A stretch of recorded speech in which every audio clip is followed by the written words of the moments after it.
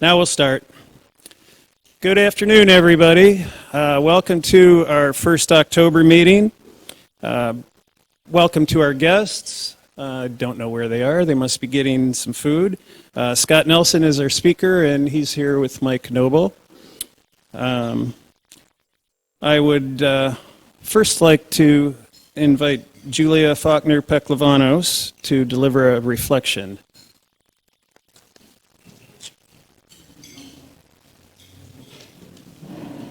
Good morning. I was prepared to reflect on something a little different until I was inspired by a 60 Minutes story that I saw last night about Tony Bennett. Tony spent his 95th birthday in August performing at Radio City Music Hall. His special guest that evening was Lady Gaga, and it was an artist with whom he's worked and collaborated in the past. This performance was billed as Tony's final concert ever.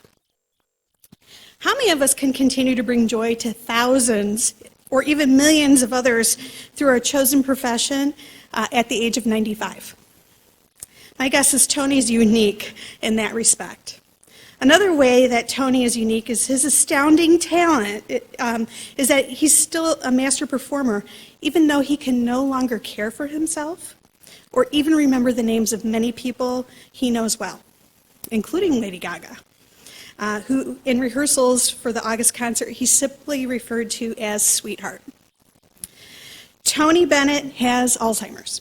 Not early stage Alzheimer's, not even close. His dementia is advanced, but something in his brain lives on. It's his ability to perform. He remembers every lyric and even still changes it up occasionally, according to his pianist. He can't carry on a regular conversation any longer, but he can still sing accompanied by musicians and even in duet with Lady Gaga. Tony's able to inspire joy and hope. But more than that, Tony's able to demonstrate the value each of us has to make the world a little bit better place. Tony can do that with his talent that has somehow, so far, survived the ravages of Alzheimer's. Please join me in this prayer. Lord, please inspire each of us to do something to make the world a better place today, whether it's something big or small, using a talent, making a commitment to change something, or just to show love to our neighbor. Please guide us so that we may each pay forward the blessings you have bestowed upon us. Amen. Keith Burwell, please lead us in the pledge.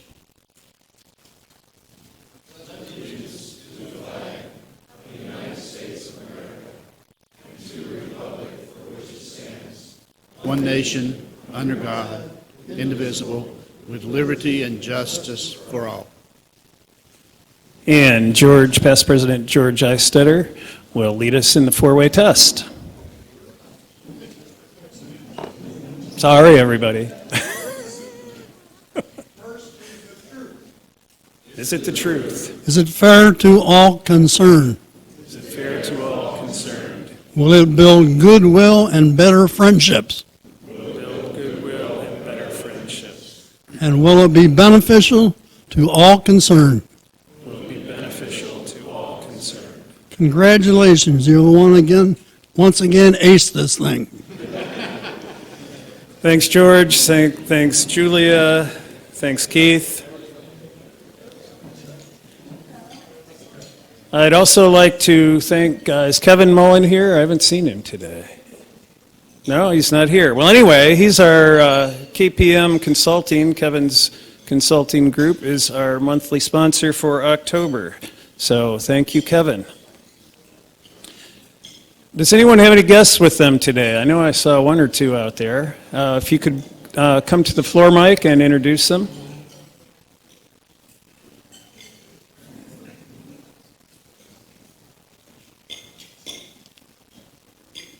Thank you, President Bob.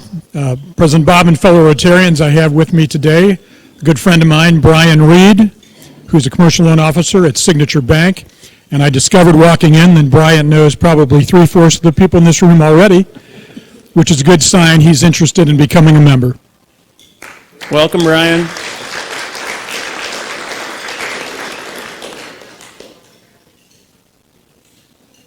President Bob. Today I've got Matt Delman, who with his wife, Crystal, own mealprepsforme.com. And he's also thinking about becoming a member. Welcome, Matt. Thanks, Max. All right, thank you.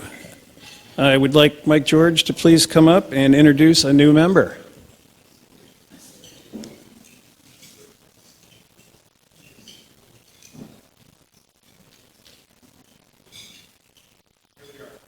I'd like to introduce a new member, Stephanie White. Stephanie's personal business is named Gopher Adventures because she's a jack of all trades and a master of none. She's been a wilderness outdoor guide since she was 17 years old and photographed and wrote several different articles on crazy sailing adventures on tiny little boats. She's a self-proclaimed tree hugger born into the automobile business, so she's the yang to her family's yin. In other words, all things balance out. She travels often for work and finds herself in interesting situations like being mugged by a baboon. I live with a bunch of riffraff, she lives with a bunch of riffraff animals, not me, that keep her on her toes. Recently, she lost her last parent and now finds herself orphaned and with a lot more responsibility regarding the involvement of her family business, which many of you know, the White Automotive Dealerships.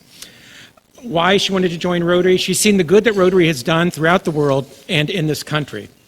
She heard about it when she was younger from her father, but it had never been explained what it meant until she had to take a friend to a clinic in a foreign country. If it hadn't been for this tiny little place with a funny-looking cog on the side of it, she probably would have lost her best friend. Later, she learned the clinic was built and run by Rotary. And her pet peeve is those who do not take responsibility for their own actions and polar bears being put in with penguins on commercials, wrong continents. Welcome, Stephanie White. Welcome. Stephanie, what country? Which one? You mean for the baboon or for the polar No, where bear? you saw the funny-looking cod. Baja, Mexico. I lived down there for a long time, yeah. Hola. Hola. Muchísimo gracias para todo. All I know is hola. Ciao. All right, who here has been to X Out Polio before? Raise your hand. There's a few of you. So, would you recommend it for this year? Yes. All right. Well, it's going to happen again on October 21st. It's over in Rossford. It's from 5 to 7:30. It's a polio fundraiser, and it's $50 to attend, or you can put a little more in for polio. And I hope to be there, and I will try not to throw out my arm or hit anyone with an axe. My wife's already worried. She's seen me throw. There's a few other membership events coming up or activities, and as you all know, membership, engagement, and relationships you build are really how you make things happen in Rotary, so please try to attend. First, I'd like Maria White to please come up and give an announcement. Oh, Scott. Thank you.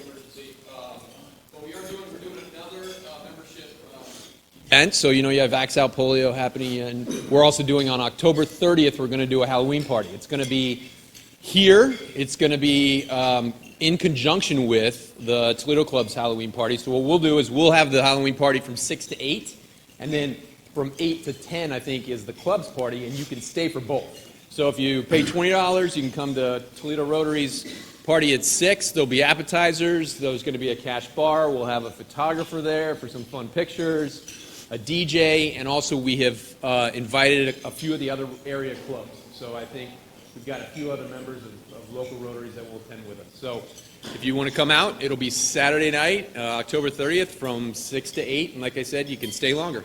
Thanks, guys. Scott, what are you wearing? For the party.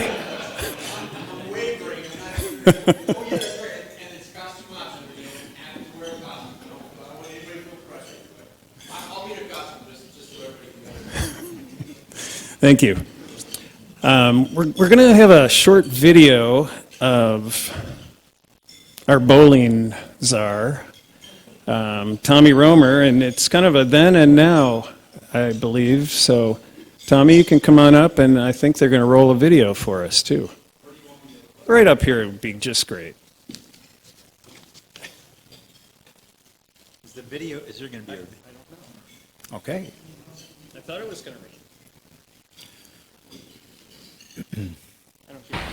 It's the Arthur Godfrey Show with Arthur Godfrey and all his little Arthur Godfreys. And a special Christmas program for the young at heart. La la la la la. I want you to meet all our young friends here. You see who's taking Tony Marvin's place tonight? So that Tony can have the night off and finish his Christmas shopping. This boy's name is Tommy Romer. Tommy. Comes from a long line of show people, don't you? There's a lot of kids in the family, yeah. A lot of kids in the family? Yeah. Well, now let me see. You're 12 and you're from Toledo and you have red hair and freckles and my hair used to be just that color. Well, I never could comb it like that. I never could get mine like that.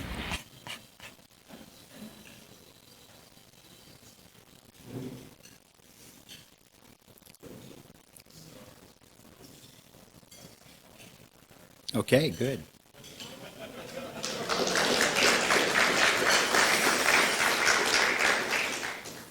I'm here to announce that bowling is on again. When I first got into this club, my dad said, one thing you got to do, bowl. And I've been bowling ever since. I'm not a good bowler, but I have a good time, right, Travis? It's good. Okay. So we're going to have a fun night, fun-free night this Wednesday. We bowl at Bolero. The league got much better once the ladies got involved. I bowl on a team called Tommy's Angels with Stacy Hammer, Wendy Gramza, and Sherry Sears. They're all better bowlers than me. So I would just encourage anybody that has any interest at all, come over to Bolero. I would say if you don't have shoes, come over and rent some shoes at 4 o'clock. We bowl at 4:30. I have met more great Rotarians bowling. It's a great event. So we have teams of 4. It's a handicap league. We will start in earnest on the 13th at Bolero about 4:30. If you have any questions, feel free to email me or give me a call. I promise you'll have a great time. I mean, we've got some great bowlers in here right now, some old bowlers and some new bowlers. And so, again, if you have any questions, please join us. Bolero Fun Night, Wednesday, and we start in earnest on the 13th. And these are 4-person teams, so, all right. What's it? Yes, there are very fresh adult beverages. So we bowled last year, too. We were down from 12 teams to 6 teams, but we had no problems. You know, we came in with our masks and we took them off to drink and everything was good. So enjoy and join. Thanks, Tommy. That 300's coming this year. Might take all 3 games, but... All right. Next, I'd like to introduce Mike Noble. He is going to introduce Scott Carpenter, today's speaker. Thanks, Mike.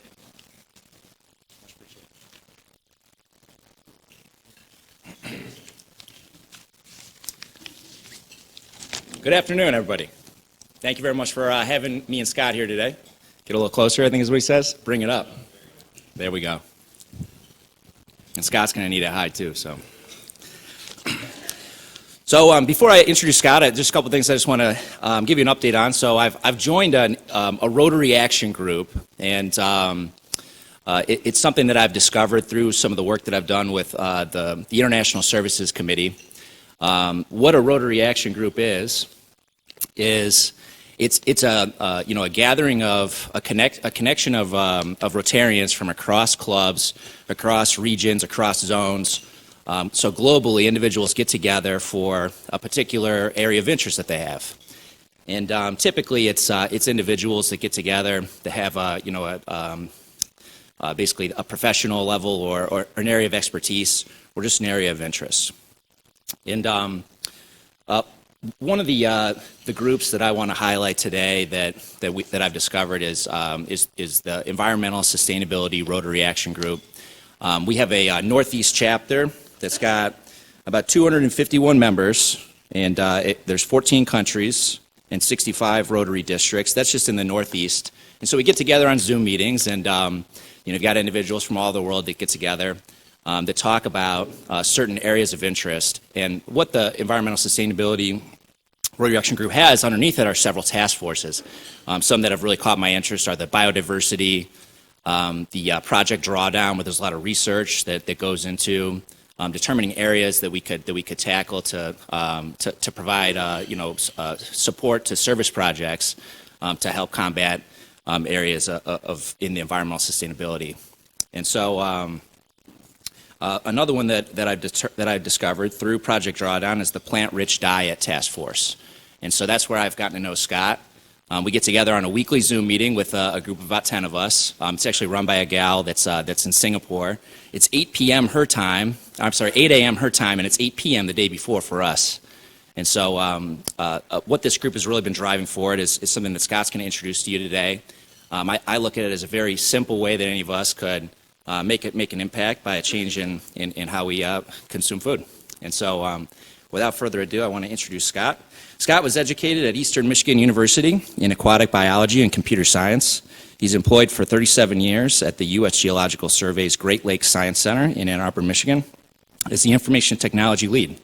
He is a past president of the Rotary Club of Ann Arbor North, where he is a member for 30 years. Scott manages the club's butterfly garden, located in a city park, and has installed solar panels and a rain garden at his church in Ann Arbor. And so, with that, I'll bring Scott up. Thank you very much.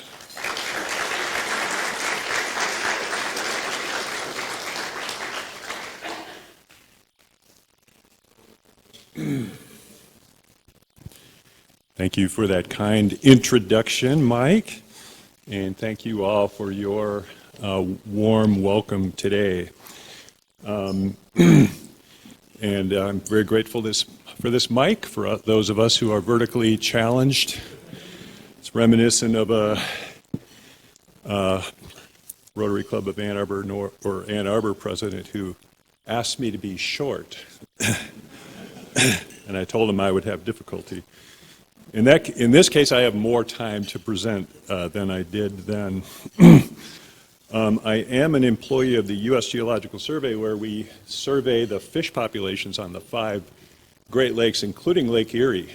I had a correspondence with my Lake Erie chief this morning, just talking a few things broad-based about Lake Erie.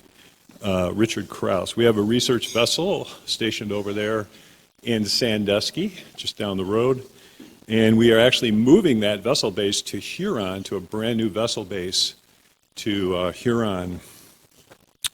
As my lead-in to my scripted presentation, I am reminded of Andy Stewart. Is Andy Stewart here? Past president of this club. Forgot to ask you, Mike. He was your president during the Lake Erie water shutdown episode in 2014. And I'm holding in my hand an All Things Considered Michigan Radio, which is our NPR station in my neck of the woods, article where Andy Stewart is quoted as saying that he wants to make sure no one forgets. He said, "We're planning on doing this conference for 20 years. We are going to keep doing this conference until the problem is solved." And I attended your second conference, which was a one-day conference in October of 2016, and I was deeply impressed at the organization of that conference. You had the lieutenant governor, the head of Ohio EPA, you had the head of the Farm Bureau system in Ohio, several leading community advocates on a panel. And What you did there was you clearly, at least in my mind and to everyone in the audience, defined the problem. What was remarkable to me was that the Maumee River supplies 5% of the water, with the Detroit River supplying 95% of the water, but each one supplying an equal amount of the nutrient load. So it was just stated very clearly that the non-point solution, which becomes actually a point at the Maumee River mouth, is the issue with harmful algal blooms in Lake Erie. And what I have bringing to you today is the solution to that problem. Not only that, but the solution to global sustainability. I'm grateful to have the opportunity to share with you why plant-rich diets are such a powerful and yet completely untapped solution to the addressing climate change and protecting the environment. And I'm going to play around with my clicker here. The beauty of the plant-rich diet solution is that we can start today. This is a planetary solution that is entirely in our hands as consumers. It doesn't require political will, new technology, trillions of dollars of investment, intense negotiations, or decades of implementation. All it takes is a conscious decision by those of us who don't face food insecurity so especially those of us living in wealthier nations, to eat more plants and fewer animals starting today. That's it. And more great news is that plant-rich diets will improve our health and save us money. Research has demonstrated that plant-rich dietary patterns can prevent and sometimes even reverse chronic diseases and are generally less expensive than meat-heavy diets. Now, as you listen to our presentation today and you learn about how the world's high consumption of meat, dairy, eggs, and fish is harming our planet, please keep in mind that all we have to do to halt and reverse the devastation is to eat fewer of these foods. This one step is extraordinarily powerful, especially if we all do it together. Let's see if I can make the slide advance. Oh, wait a minute. I think I have to turn this on. Just follow instructions, Scott. Here we go. Next, I want to invite you to fasten your seatbelts as we've got an action-packed agenda for you today. We'll discuss how plant-rich diets can address climate change, protect the terrestrial environment, and revitalize our waters or oceans. We'll share sustainable eating strategies, positive impacts on human health, and we'll invite you to join us for our global 15-day plant-rich diet, which started on Friday, October 1. And as I was telling Bob, President Bob, you can join it anytime because we are recording the challenge. And last, we'll give you specific calls to action. Before I begin, I would like to define what we mean by a plant-rich diet. It is any dietary pattern that consists mostly of plant foods such as vegetables, fruits, legumes, whole grains, nuts, and seeds, but optionally can also include a small amount of meat, dairy, eggs, and fish. The key is plants do need to become the new main course, as is evidenced by our meal plan today. What an awesome meal plan we had today. The plate depicted here was published by Eat Lancet Commission in 2019. This commission brought together 37 scientists from 16 countries to determine the dietary pattern that would be optimal for both human health and environmental sustainability. And this plate reflects the dietary pattern that accomplishes both of these goals simultaneously. Next, While some people might think that when you adopt a plant-rich diet, you'll be eating nothing but boring salads for the rest of your life, nothing could be further from the truth. Look at all these delicious and colorful dishes. Plant-rich eating offers an endless variety of flavors, ingredients, herbs, and spices from around the world and accommodates every cultural taste and preference. And how cool is it to know that you can protect the planet simply by eating delicious food? And in our challenge, we've already had some really awesome cooking demonstrations. Okay, now that we're all feeling a little hungry, well, we just ate, let's jump into the climate change. Due to the severity of the climate crisis, I'll spend most of my time today exploring the relationship between animal agriculture and climate change. On August the 9th of this year, the Intergovernmental Panel on Climate Change, or the IPCC, told us that unless there are immediate, rapid, and large-scale reductions in greenhouse gas emissions, achieving our climate goals will be beyond reach, while a temperature rise of 1.5 degrees Celsius sometime within the next 2 decades is essentially locked in. We do have a short window to avoid locking in a climate catastrophe.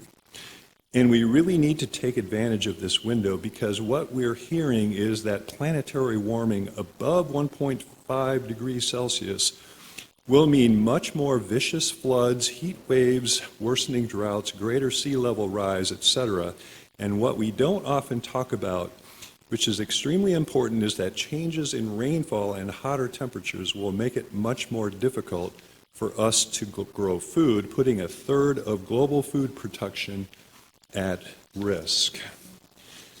The IPCC made it clear that now is the time to pull out all the stops and reduce all of the greenhouse gas emissions every single place we can, and that includes the global food system. Here's why. 2 recently published studies, one of which was spearheaded by the UN Food and Agriculture Organization, found that the global food system is responsible for about 34%, or 18 gigatons of global human-caused greenhouse gas emissions. This is more than double the total emissions for the United States. 57% of these emissions come from the production of animal-based foods, including livestock feed. 29% comes from production of animal-based foods, and 14% comes from other utilizations. The food that is responsible for the most emissions is beef, accounting for 25% of total food system emissions. Now, I see this as an incredible opportunity because plant-rich diets offer us such a simple and fast way to reduce emissions from animal agriculture. Reducing or eliminating beef alone will have a huge impact. To give you a sense for the magnitude of animal agriculture's emissions, here are a few data points. The top 5 meat and dairy companies combined emit more greenhouse gases than ExxonMobil, Shell, or BP. In fact, if just cows were their own nation, they would be the world's 3rd largest emitter of greenhouse gas emissions, behind China and the United States. This chart helps us to understand why that is. It shows us that greenhouse gas emissions for every 100 grams of protein produced of each of these foods, producing beef emits about 20 times more greenhouse gases than producing comparable plant-based proteins like beans, other pulses, and peas, which you see at the bottom. Producing other animal products from cows, including dairy herd beef, cheese, and milk, also results in significantly more greenhouse gas emissions than plant-based proteins do. Pork and chicken are not off the hook. Literally, they're on the hook. Though since Producing them emits about 3 times more greenhouse gas emissions than lagoons. To put this data in context, the Natural Resources Defense Council tells us that if every American were to cut out just a quarter pound of beef per week, the greenhouse gas reduction would be like taking 10 million cars off the road for 1 year. On a global scale, if the 2 billion of us high consumers of meat and dairy cut our consumption by just 40%, we would avoid 168 gigatons of future greenhouse gas emissions, which is equivalent to almost 3 times the total emissions in the year 2019. I'm hoping that you're starting to see how impactful plant-rich diets can be. Now, if you might be wondering where all of these emissions are coming from, let's take a look. The livestock industry is a leading emitter of all of the top greenhouse gases, including methane, nitrous oxide, and carbon dioxide. Methane comes directly from livestock animals. It's emitted in burps of ruminants, especially cows, but also sheep, goats, and buffalo, and from the manure lagoons on industrialized dairies, pig farms, and cattle feedlots. Nitrous oxide comes primarily from growing feed crops. It's emitted from the breakdown of synthetic nitrogen fertilizer used on feed crops and from decomposition of manure spread on feed crops or left on pastures. Carbon dioxide is released when natural ecosystems like forests and grasslands are converted to pasture for grazing livestock or to crops like soybeans or corn for livestock feed. The carbon that was in the trees, vegetation, and soils gets released into the atmosphere. Carbon dioxide also comes from the use of fossil fuels to make fertilizers and pesticides for feed crops and from transporting and processing livestock feed. Let's take a look at each of these gases to really appreciate why global shift to plant-rich diets can be a game changer for our climate. We'll start with methane. The IPCC just told us that fast and drastic cuts to methane are imperative to avoid climate catastrophe. The reason that methane reductions are so important is that methane only lasts in about a decade in our atmosphere compared to CO2, which can last far longer. But if you look at its impact over its short lifespan, methane traps about 85 times more heat than CO2. It is called methane's global warming potential over 20 years. Now, this is bad news because methane is largely responsible for the fast pace of planetary warming. In fact, about 30% of global warming to date is due to methane emissions. But methane actually offers us a huge opportunity because if we reduce it now, the atmosphere will respond quickly, within a decade or so, and planetary warming will slow down. A lead reviewer for the IPCC report stated that cutting methane is the single biggest and fastest strategy for slowing down warming. Well, I've got really good news for you. This chart shows 32% of methane comes from livestock. It's the world's second leading source of methane after the fossil fuel industry, which produces 35%. Methane emissions from two industries are about equal. Remember how I told you that methane comes directly from livestock animals. If we eat fewer animals starting today, the livestock industry will start to downsize. When the animals are gone, the methane is gone. It is that simple. There are other techniques being proposed for reducing methane from livestock that are in early stages of development or deployment. These techniques will play a role in methane reduction, but scaling these techniques will take time, a lot of money, and some may never scale. The thing is, we do not have time to wait. We need to start eliminating methane now. And diet change is an effective way to do exactly that. Slashing methane from both the fossil fuel industry and animal agriculture is imperative. What about nitrous oxide? You know, we keep hearing about CO2. Nitrous oxide is considered a climate super pollutant. It traps 198 times more heat in our atmosphere than does CO2. It's also now the world's leading ozone depleting emission. It's emitted in smaller quantities than CO2, but packs a walloping punch. Well, again, there's good news here. 53% of nitrous oxide emissions come from animal agriculture, and remember that nitrous oxide results from nitrogen fertilizer and manure used on feed crops. If demand for animal products drops, leading to reductions in the number of livestock animals, we won't need to grow as much livestock feed, and nitrous oxide emissions will likely drop. Not only is this great news for the climate, it also is great news for our water resources, since we'll have less nitrogen fertilizer and manure and fewer pesticides and herbicides washing off feed crops into our waterways. We'll touch on this point later. Finally, let's take a look at carbon dioxide. Plant-rich diets offer a huge opportunity to cut carbon emissions and facilitate carbon sequestration. Let me explain. Raising animals for food requires an enormous amount of land. In fact, animal agriculture is the largest user of land on the planet, using 83% of the world's farmland to graze livestock and grow livestock feed.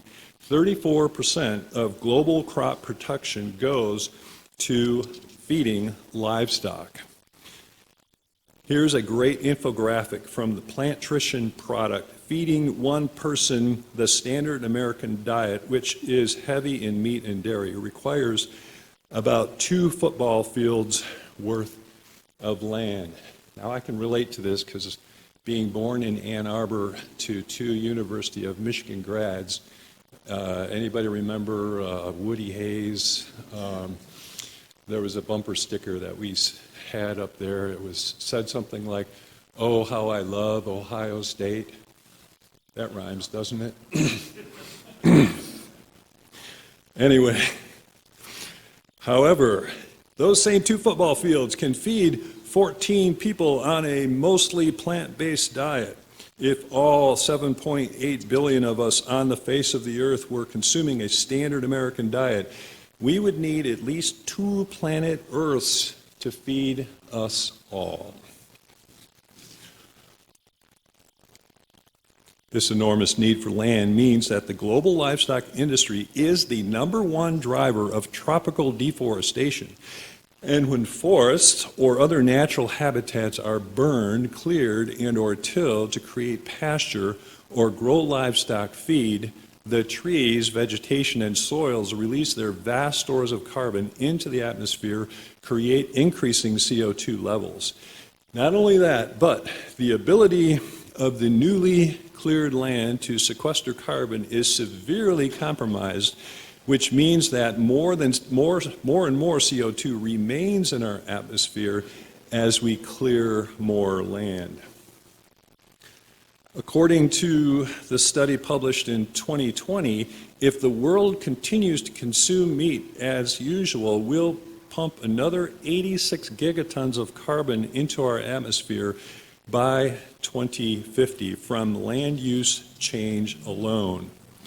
However, if the world were to cut meat consumption by 70%, the pasture and feed crop land that we could theoretically liberate back to nature for restoration of native forests and grasslands could actually sequester 332 gigatons of carbon dioxide by the year 2050. That's close to the remaining carbon budget of 360 gigatons that gives us a 66% chance of limiting warming to 1.5 degrees Celsius. This sequestration potential would provide us with desperately needed time and wiggle room to roll out green energy without exceeding 1.5 degrees Celsius of warming. Importantly, the researchers found that even if we liberated all of livestock's land back to nature today, we could still produce more than enough food, protein, for every human living on Earth using the remaining cropland. Ceasing fossil fuel use is fundamental to limit global warming, but CO2 removal by terrestrial vegetation following plant-rich dietary shifts could substantially contribute to international greenhouse gas reduction targets. And just imagine the habitat and ecosystems we could restore. Plant-rich diets offer us an almost dreamlike opportunity to take our degraded planet into our arms and bring it back to life. I hope I've conveyed how plant-rich diets can be a game changer for our climate. Project Drawdown, an ESRAG partner that Mike spoke about here at the introduction, and a research organization that has evaluated 76 available solutions for reducing greenhouse gas emissions, ranks plant-rich diets as the fourth most powerful solution out of all 76. Plant-rich diets, together with reducing food waste, are the two most powerful demand-side solutions for taking a big bite out of climate change. Now, I'd like to spend a little bit of time sharing how plant-rich diets offer a plethora of co-benefits to our environment. Let's start with the western basin of Lake Erie. And I did bring along this visual aid. This is from 1985, and it shows the relief, the depth chart on Lake Erie, in addition to a lot of really interesting information about land use, including agriculture. Currently, fertilizer, pesticide, and manure runoff from feed crops, together with pollutants from industrialized animal feeding operations and slaughterhouses, are a leading cause of water pollution around the world, causing toxic algal blooms, fish kill, dead zones, and contaminated drinking water. If we reduce consumption of animal-derived foods, much of this pollution goes away. One of the things our research vessel does is it does an oxygen reconnaissance project in conjunction with other research agencies where we're measuring oxygen content in Lake Erie. Plant-rich diets would also go a long way to conserving the precious water the world has left. 75% of fresh water globally is used for crops and livestock. Beef alone accounts for 1/3 of global water footprint of farm animal production. In the U.S., cattle feed is our largest user of water, consuming 23% of all water nationally, 32% in the drought-stricken western United States, and 55% in the equally drought-stricken Colorado River, which, if you watch the headlines, the Colorado River is really, really dropping. Most of the water used by the livestock industry is for irrigating livestock feed. If people in the United States and globally were to reduce the consumption of livestock products, the water currently used to grow animal feed could be conserved or used for more urgent purposes. I've alluded to the fact that animal agriculture is the #1 cause of tropical deforestation and destruction of other habitats around the world, and especially South America. This is taking a very heavy toll on wildlife. If we switch to eating more plants and fewer animals, we would very likely curtail deforestation and give these guys a good chance to recover. A global shift in consumer demand is the first and most fundamental step to realizing all of these wonderful planetary restoring opportunities I've just described. This change will happen even faster, though, if we start providing financial support to farmers to switch from animal agriculture. So this is a direct fix, is approaching farmers and elegantly assisting them in changing their agricultural practice. Number one, growing diversified plants like oats, hemp, fava beans, vegetables, etc. And two, setting aside land for carbon sequestration, biodiversity protection, water restoration. This is an area that needs attention and major financial support right now. At the bottom of this slide are several pioneering organizations, including 3 nonprofits and 2 plant-based food companies, which are already helping farmers make the switch. They include Agriculture Fairness Alliance, the Rancher Advocacy Program, the Transfarmation Project, Mayoko's Creamery, and House of Dairy Free Oatgurt. Here's a sample of the brave farmers who are making the switch and blazing a path for other farmers. Some are doing it on their own, and others are working with the organizations listed on the previous slide. And now I just want to talk in the final stages here on the health benefits of a plant-rich diet. One of the greatest things about plant-rich diets as a solution to the climate and environmental emergencies is that they are simultaneously one of the most effective ways to improve human health and address the global chronic disease epidemic. Research in nutritional science has demonstrated that diets rich in whole plant foods reduce our risk for chronic diseases like heart disease, type 2 diabetes, obesity, and even cancer. Plant-rich diets can also improve our health by lowering blood sugar, cholesterol, blood pressure, and reducing inflammation in the body. A recent study published in the June of this year found that plant-rich diets also help protect against COVID-19. The study found that people who ate a high-quality plant-rich diet were around 10% less likely to develop COVID-19, and those with a low-quality diet were 40% less likely to become severely ill if they developed COVID-19.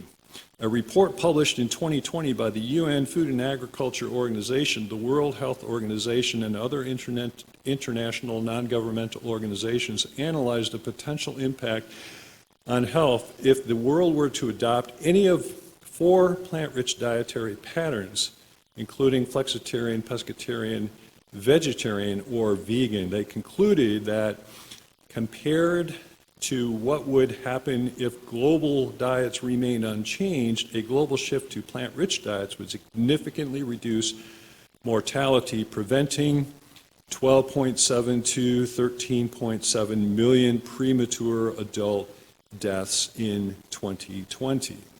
They also projected that a shift to a plant-rich diet would reduce diet-related health expenditures, meaning direct and indirect costs from coronary heart disease, stroke, cancer, and type 2 diabetes by an average of 95% worldwide in the year 2030. The authors also suggested that savings in healthcare costs could be invested in lowering the cost of nutritious food. I hope that I've conveyed just how powerful the transformational plant-rich diets can be for our climate, environment, and our health. And I would like to invite you to the challenge, which is ongoing right now. There's a QR code here, and we also have a URL which will be distributed via email sometime later today if it's not already been distributed.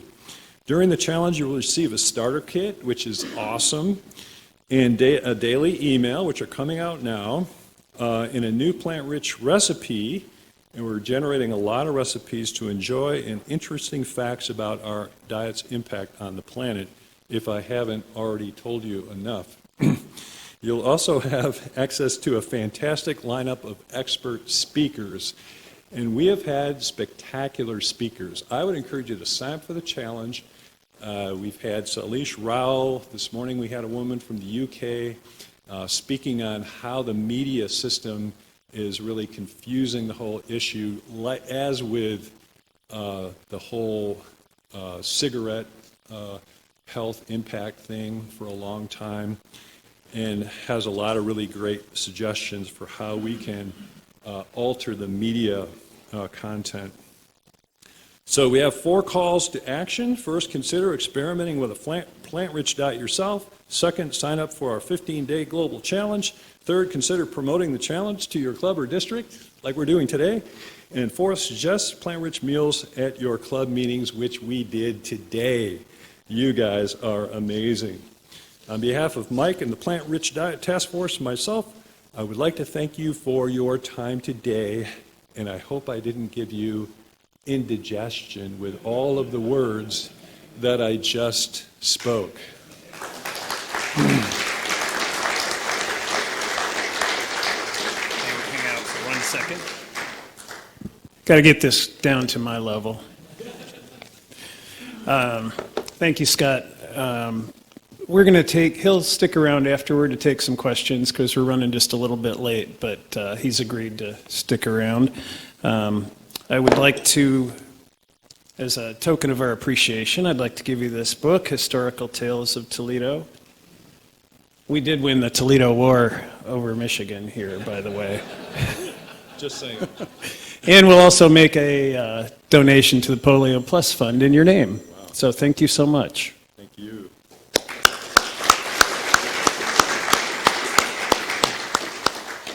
And I have a book for you. It's The Algae of Western Lake Erie. And so this is a book that was produced at Ohio State University.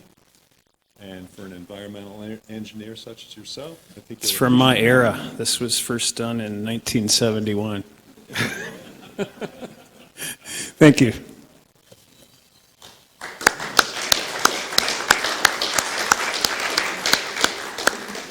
Next, I'd like Chuck Mann to come up and give us a laugh. He guarantees it.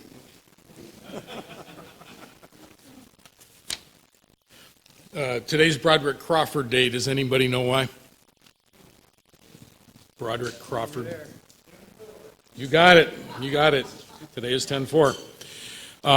From the 3rd episode of the 2nd season of Taxi. This clip aired on 9/25/1979. The episode was titled Reverend Jim, A Space Odyssey.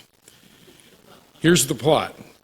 The cabbies want to get Reverend Jim a job to make something of himself. The big hurdle, of course, is to have Jim pass the driver's test. They go down to the BMV office with him to help him with his written test. And this is what ensues. Writer-director James Burrows believes that there was almost no episode more classic than this clip. Maybe it's the funniest show I ever did. Watch for Tony Danza and Mary Lou Henner, I think they're on this side of the screen, breaking up on camera as this evolves. But here we go. Dominic?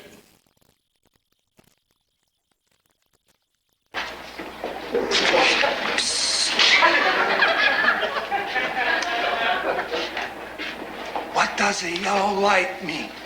Slow down. Okay. What?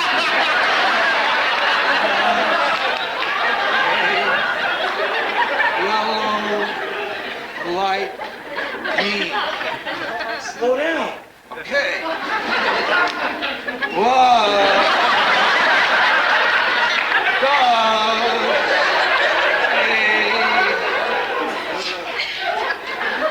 yellow light mean? Slow down.